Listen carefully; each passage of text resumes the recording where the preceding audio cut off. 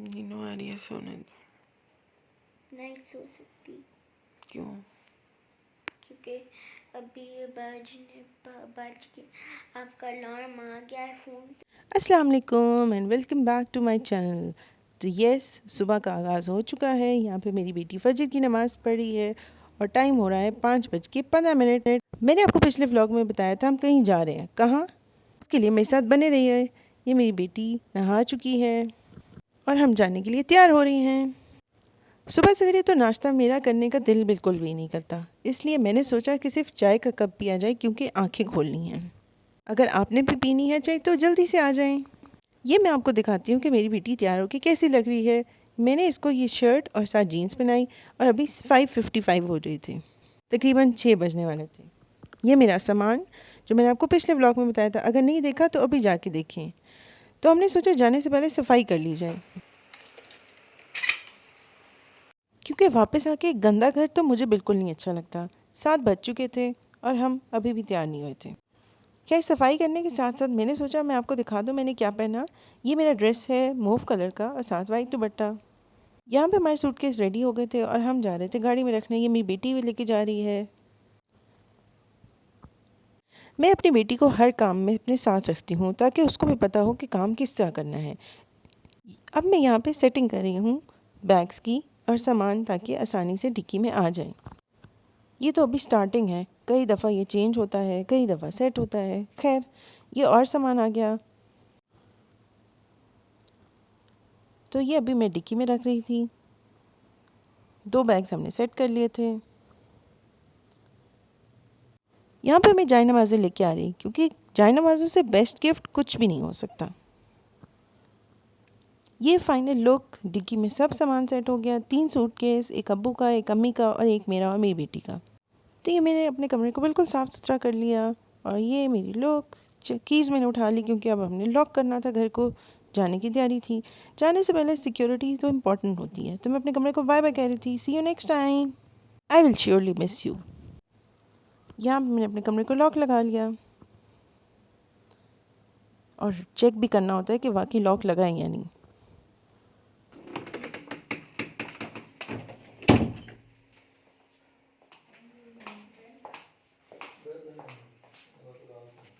Lock लगाने के बाद मैं बाहर वेट कर रही थी तो मुझे नज़र आए मोतिये के फूल जो हमने अपने गार्डन में लगाए हुए।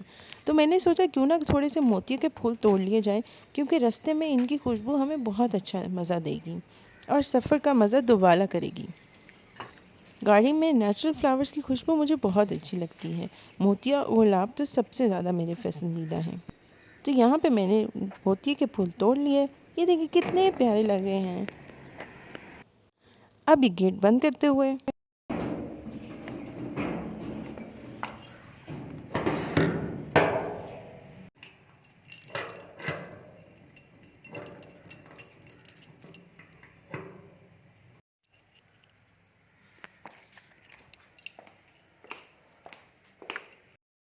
घर से निकलते हुए अगर आप सफ़र पे जा रहे हैं तो आप अपने घर को आयतुल कुर्सी पढ़ के फूंक दिया करें।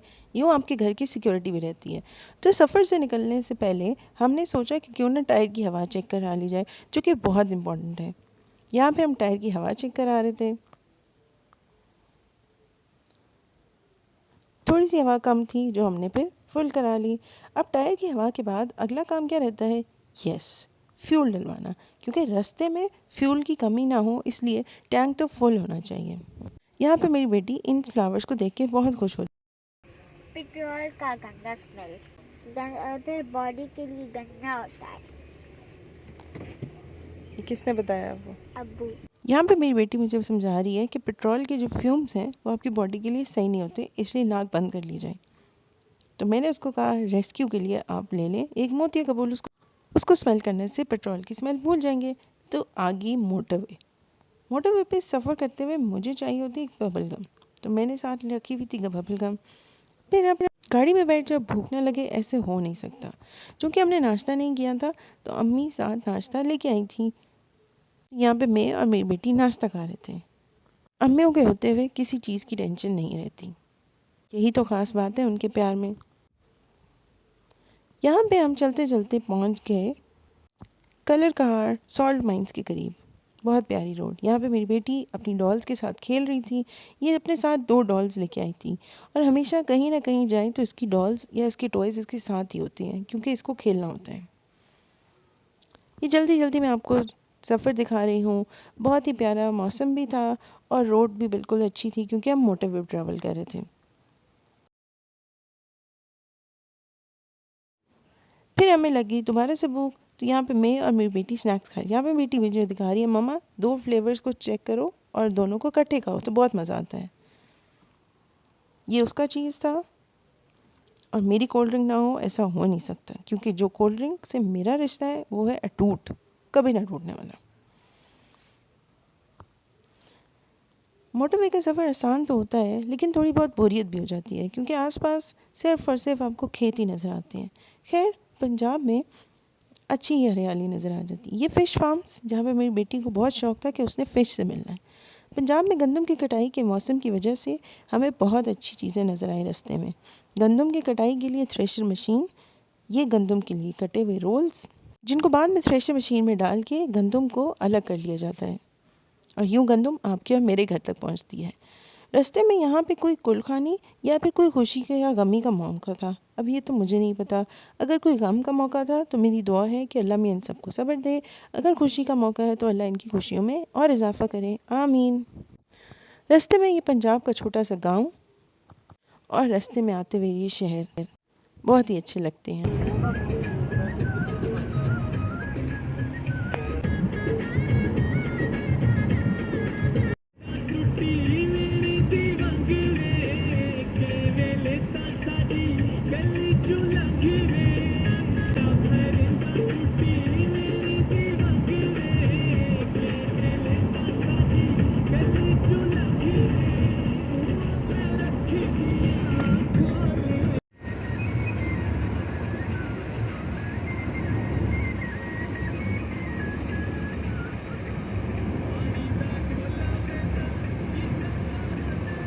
तो यस, फाइनली हम पहुंच गए मुल्तान। ये है डीएचए मुल्तान का गेट।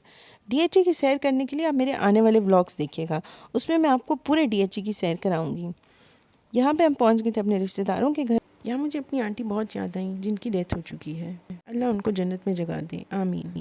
वेलकम हुआ गोलगप्पों से, यमी गोलगप्पास। बहुत ही मज़ा आया इन सब गोलगप्पास को खा के। फिर हमने खाई मज़ेदार सी बिरयानी, साथ था रायता, कोक, रोटियां और मज़े की कढ़ाई। बहुत ही यमी खाना था। Thank you so much. चूँकि ईद का मौका था तो इसलिए मेरी बेटी ने बहुत ईदियाँ बटोरी।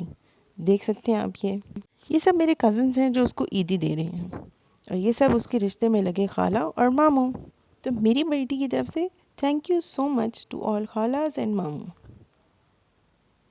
अपने रिलेटिव्स के घर एंजॉय करने के बाद हम चल पड़े कहाँ पे, जहाँ पे हमारे गेस्ट रूम्स थे। काफ़ी अरसे बाद मैं मुल्तान गई और जाके अच्छा भी लगा। ये मुल्तान का कैंट और साथ अब आपको नज़र आएगा ब्यूटीफुल सा सनसेट और ये मुल्तान का एयरपोर्ट जो कि अब इंटरनेशनल एयरपोर्ट है, जहाँ से बाहर की फ़्लाइट्स भी यहाँ पे लैंड करती हैं और यहाँ से जाती हैं। अब हम एंटर हो रहे थे कैंट में जो कि बहुत ही प्यारा बनाया है और साथ ही सनसेट देख के तो और ही खूबसूरत नज़र आ रहा था।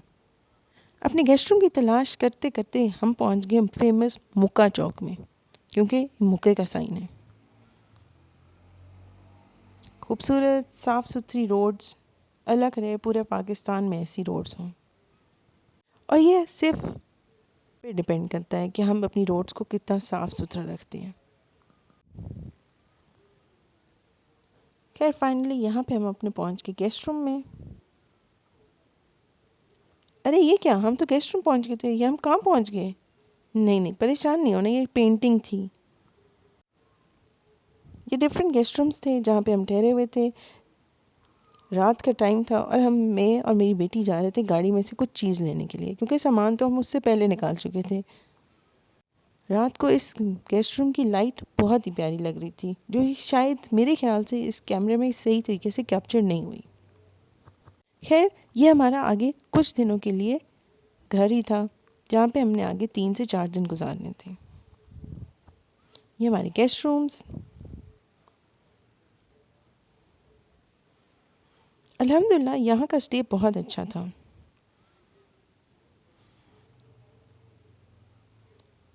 लेकिन अपने घर जैसी बात तो कहीं भी नहीं होती।